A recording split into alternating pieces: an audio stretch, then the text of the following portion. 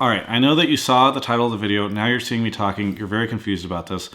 I just want to talk a little bit before I do this interview about why I'm doing it, because I think there are a lot of stereotypes out there about esports girlfriends and women who date pros and all that kind of thing. Bonnie, who I'm talking to later today, is the type of person that kind of defies that stuff. And I think she represents a more mature relationship that's in the esports scene, and I think that's something that people can kind of learn about through this interview, hopefully. She can speak to sort of the ways in which dating a pro player is a little different and sort of the complications that arise from having this type of relationship. We often talk to the pro players and sometimes their coaches or their other players on their team about who they are, and we try to learn more about these personalities because we're really invested in it. But I find oftentimes that by talking to family members and people that are close to them, you can learn even more or get a different perspective. So again, today, interviewing Bonnie, who is Doublelift's girlfriend. We're going to go meet up and get some Starbucks coffee in just a little bit. Let's go.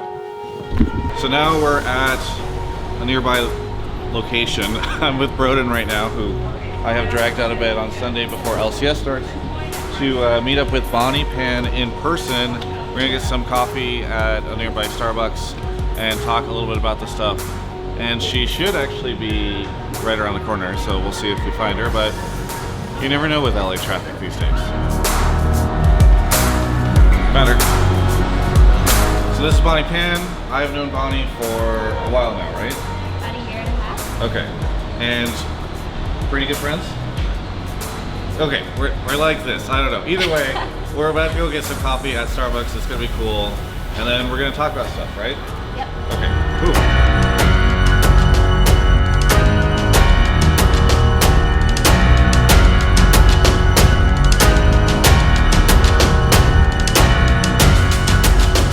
Got our drinks. I was very thirsty on the way from the coffee shop, and now we're able to sit down and kind of just chat a little bit. So Bonnie, first off, maybe we can talk a little bit about how you first met Peter for people that don't know. So I'd been talking with Peter a little while online for about maybe a year or so, and then when my friend graduated from USC, I wanted to visit him, and Anime Expo was happening at the time. So I figured, why not ask Peter if he was going to Anime Expo? And he said he was free. So I asked him if he wanted to meet me there. And then that was the first time that we met. So you met at Anime Expo.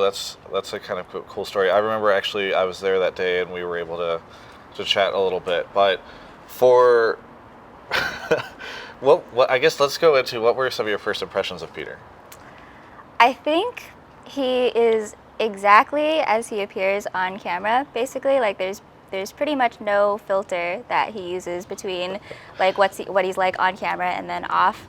I think he was just really fidgety, I guess. I feel like he was just always like doing something with his hand, always like bouncing around, and I don't know if it was because he was nervous or if he was always like that, but that was my first impression. Yeah. And since I had always only seen him in like YouTube videos, it was like kind of an out-of-body experience for me as well, because I'd never met him before. Yeah, I mean, it's always kind of weird to meet somebody in person that you've been like talking to online for a long time. Honestly, thinking back to that time, I remember you and Peter kept hanging out beyond just the Anime Expo. Like you guys were down or you hung out during that weekend as well. But I actually don't really know, because I don't think Peter ever told me really like how you guys transitioned from hanging out a couple different times to actually being in a relationship. So maybe you could talk to me a little bit about that. And also, dating a pro player, I think, and you guys deciding to have this long distance thing is kind of complicated. So what was kind of the process by which you guys started dating and decided to go into this? And was that even like a bit of nervousness for you? Definitely, yeah. I knew that if I decided to go out with Peter, like it would definitely be a lot of consequences for like my online persona, I guess, because I never expected to I never wanted to get into the scene as like a public figure or anything like that. But I guess after we hung out a couple times at Anime Expo, I really liked him and he was obviously interested. And we kept like texting for a really long time after that too, because I had to go back to Washington.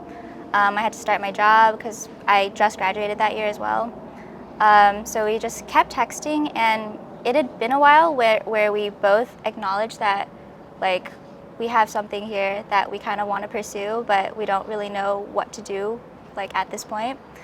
And I think it was a time, like, I was hanging out with my friends, and they had known that I was talking to this pro player, and I had been hanging out with him a lot over the summer. And they asked me, like, what I was with him, and then I just texted him, like, Peter, what are we?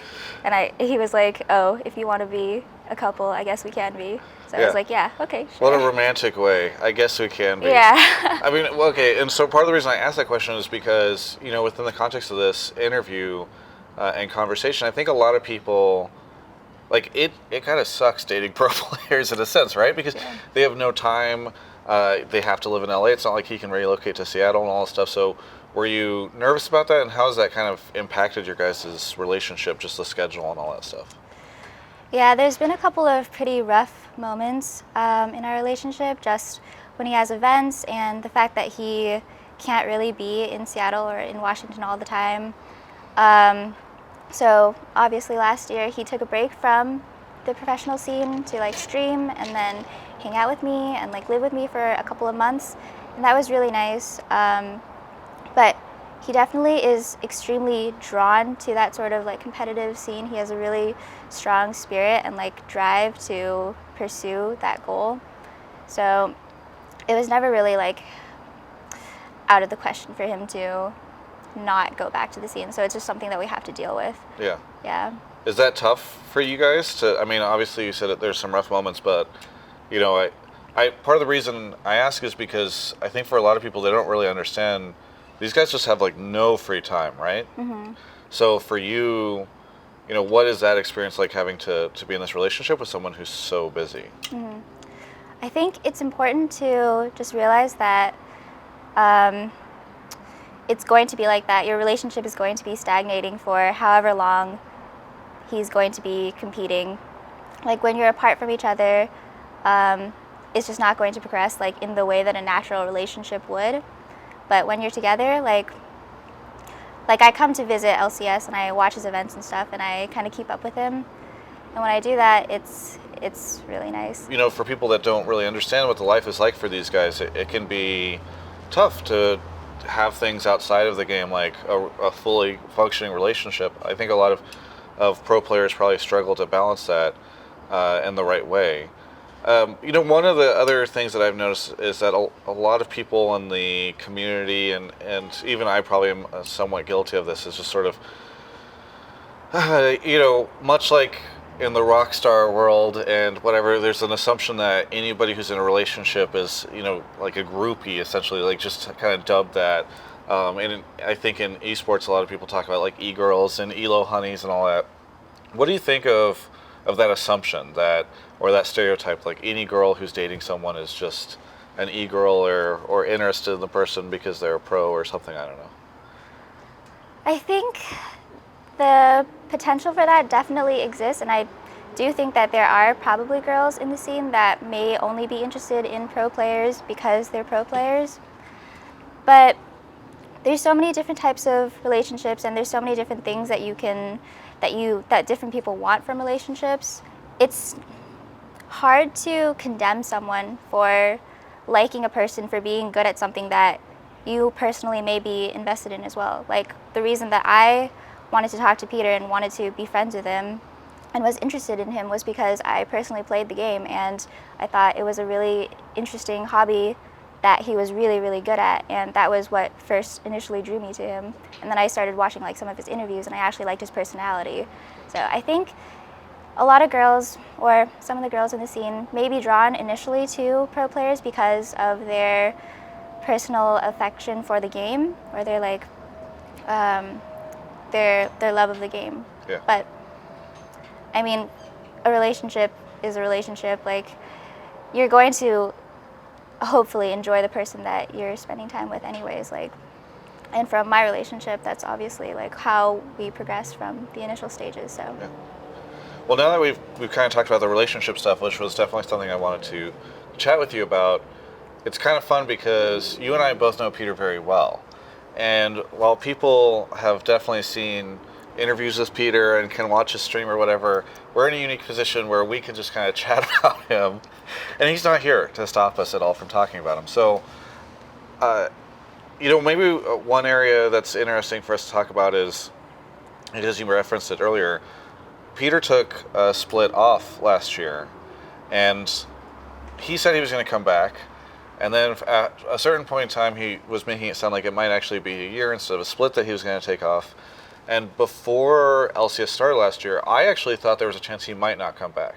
Like that he was only going to stream and that he'd find that lifestyle so good because, as we talked about before, it's like really taxing to do this.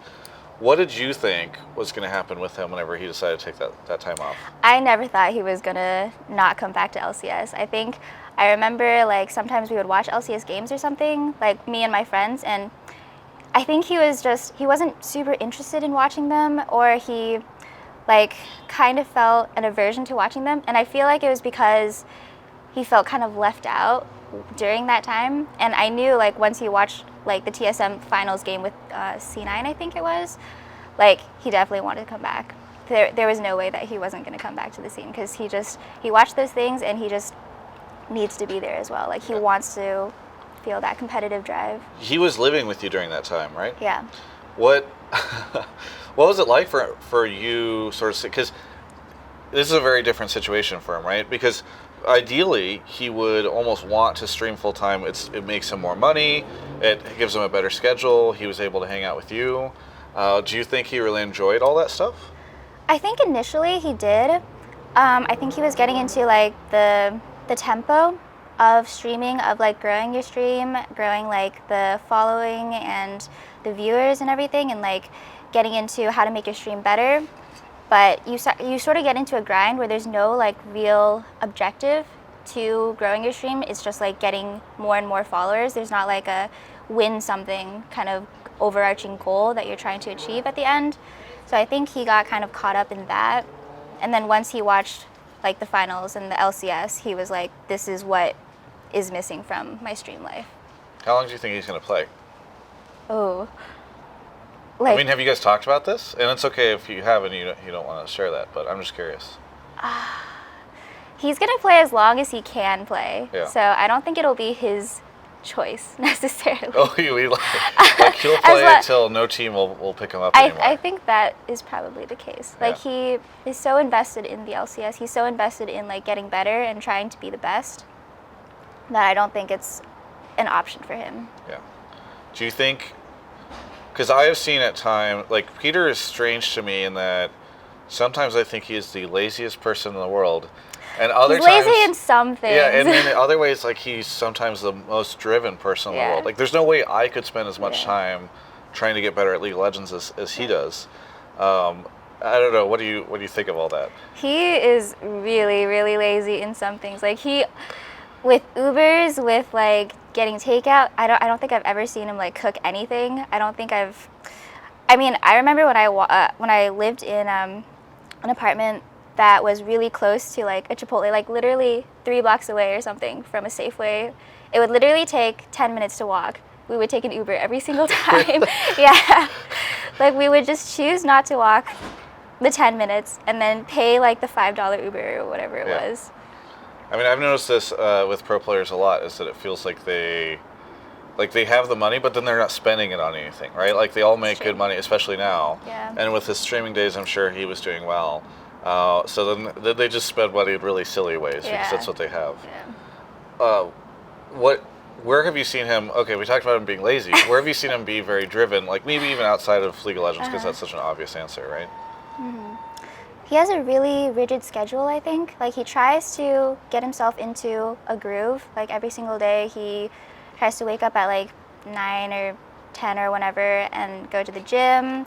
And then he has like a really strict like workout, scrim, eat schedule, and he tries to like adhere to really good eating habits as well. Like he only eats Chipotle. He doesn't eat dairy. He doesn't eat like a lot of sugary drinks. Wait, you just said he tries to adhere to really good eating habits, and then you just said he only eats Chipotle. No, but Chipotle is good for you. Well, if you're only eating Chipotle, is it good for you? It's got so many like different combinations of meals that you can do though. All right, we'll have to check with a nutritionist on that. You got your tomatoes, you got your meat, you got your rice. What else do you That's need? true. That's all you need: tomatoes, meat, and rice. Will power a human for Guac a very long for time. extra. Yeah. Uh, okay, so he tries to really stick to that schedule. Yeah. Yeah. He's a very schedule-oriented person, I think. What is it like living with him? Because we both lived with him. When I lived with him, it was oftentimes a disaster where I'd come out and the freezer door would still be open.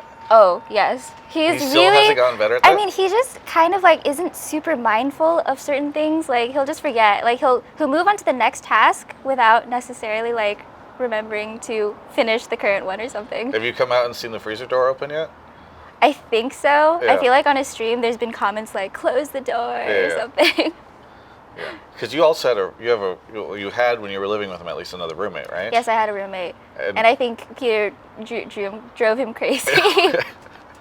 A little bit. Yeah. A little bit. Michael, if you're watching this. What any other other examples of why he would be driving him crazy or anything?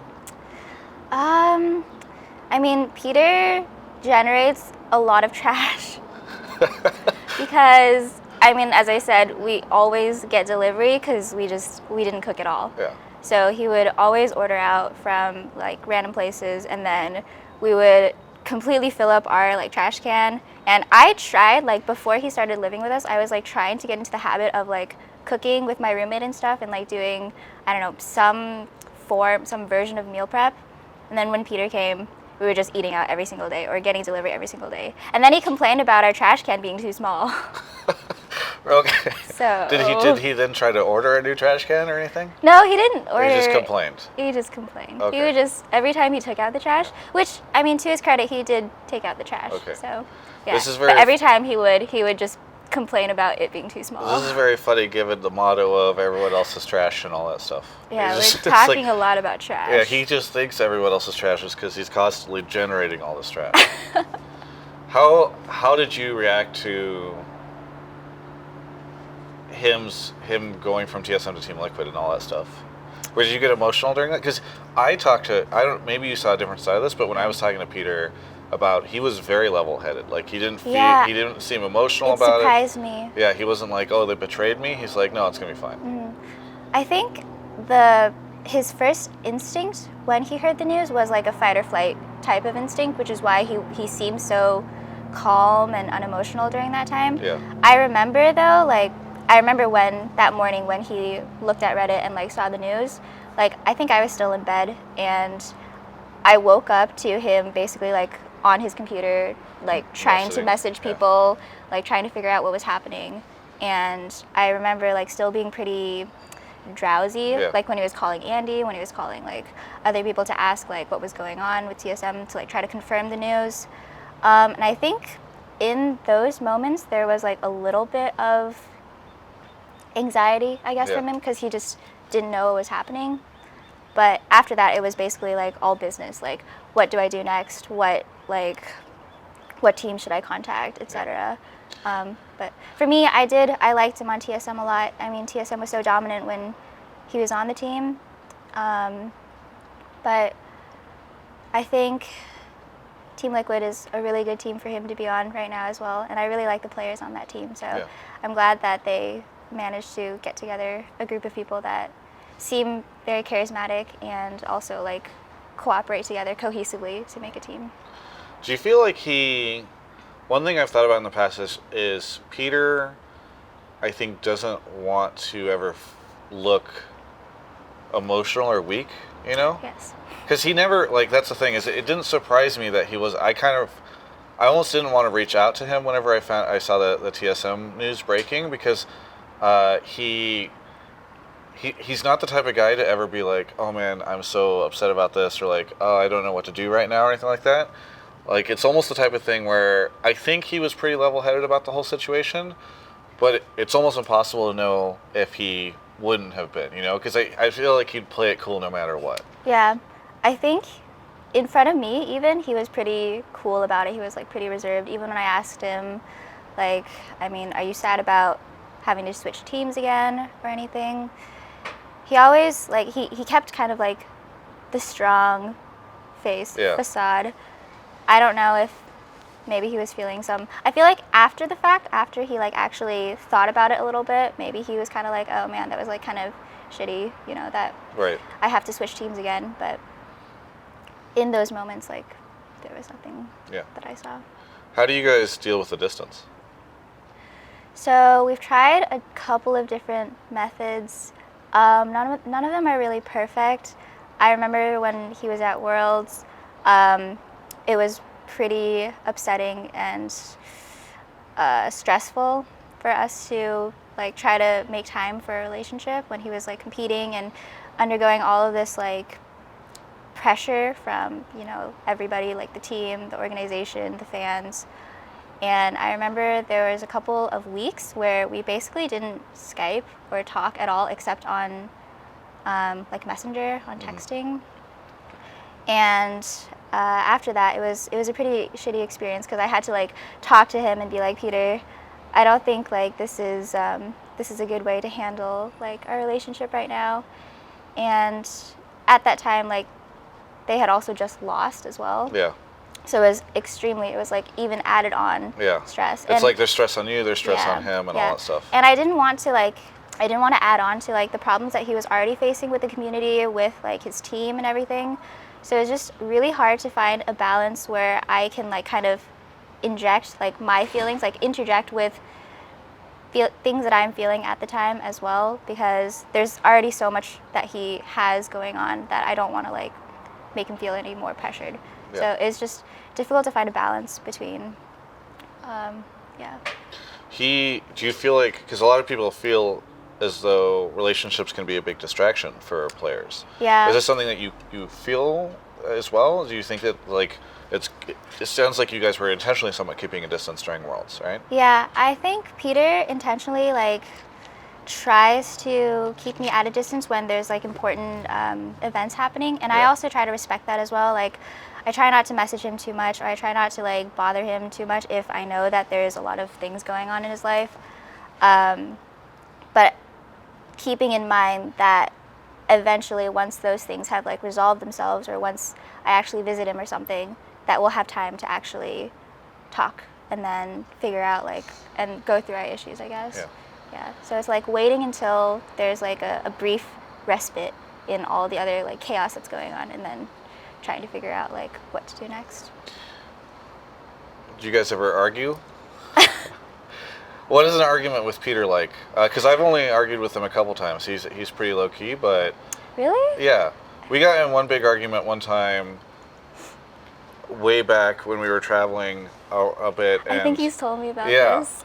And we argued because I needed him to retweet a piece of content that I did with him, and he didn't want to, and it was some stupid thing. I think both of us were really tired from traveling, and so then we both just went into separate areas of the city. Yeah, I think he told me that you guys both just left in a huff or something. Yeah, yes.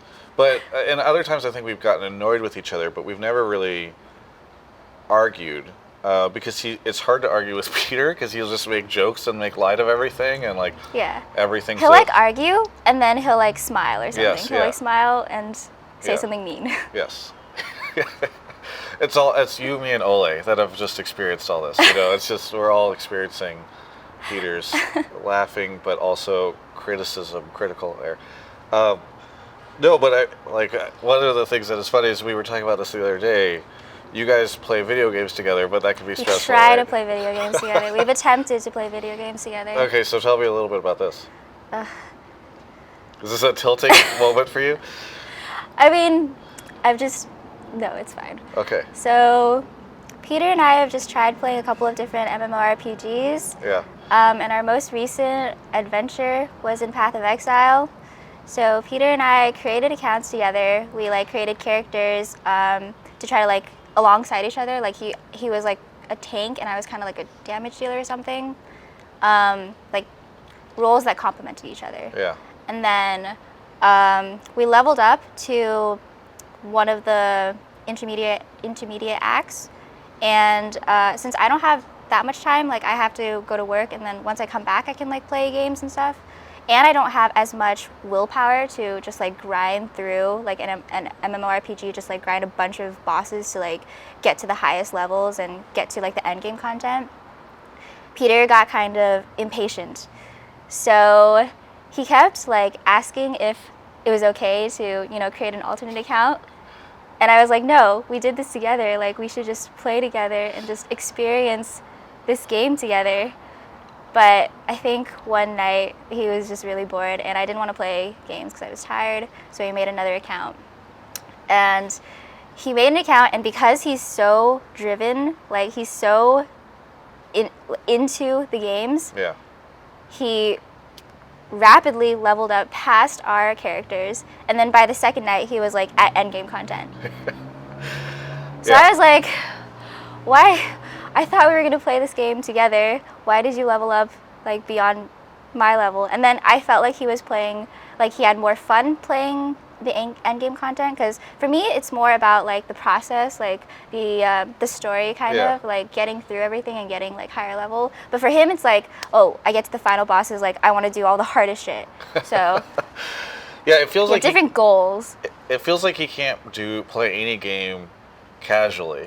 Like I Yeah, remember, he's not a casual kid. yeah, whenever I remember when we were living together, like Witcher 2 came out, and I started playing it, and for whatever reason I got distracted and didn't continue, and then he saw it and was like, oh, I want to try it. And so I gave it to him, and then he stays up all night playing this game and is completing it and has like figured out the best ways to fight. It's just like, yeah, we said we weren't going to look up guides either, like at the very beginning, because we were like, oh, we should just figure this out by ourselves. Like, it's just you and me versus the world. And then when he made his second account, he looked up like a guide. He looked up like the perfect way to build, like the items to get. And he just like massively just leveled up this character that was so much more powerful and so much like more fun for him to play, that I felt like he didn't want to play with me anymore. Yeah. Necessarily. I was just like a sideshow. Like he's like, I've moved past you now. Yeah. Buddy. I've moved on to the end game. I don't even need trifle I was with just these. a side quest. Yeah, exactly. You were just a side quest. That's the title for this interview, I think. I was just a side quest. Okay. I'm trying to think,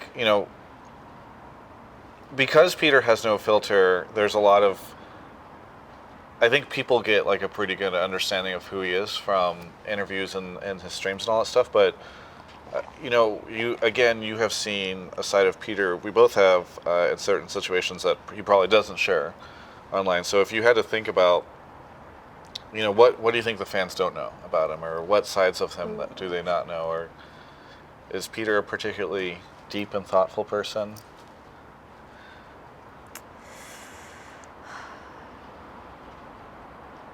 He's really into Bitcoin. That's where we're going with this? I mean, I think they already know, probably, but from the Twitter, from the tweets. I mean, I think what's interesting to me is he's very, I think, surprisingly, as goofy as he is and posting SpongeBob memes and all that stuff, one thing I've noticed, he's actually surprisingly thoughtful about his brand and how he sort of builds himself, Yeah.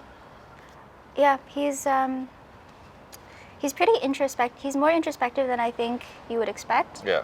And it takes a while to realize that, I think. Yeah. Like, I think he's aware of, all the consequences of what he says, and whatever he says on Twitter, he like acknowledges that this is, what he wants to come off as to the public, and he's acknowledged it and is okay with it. And yeah, I mean, he's made some missteps here and there, Yeah, but for the most part, I sure. think he's pretty thoughtful about that stuff. And I don't know, I'm very interested to see what happens with Peter after his pro career, because I don't know if he knows what is going to happen yet for him.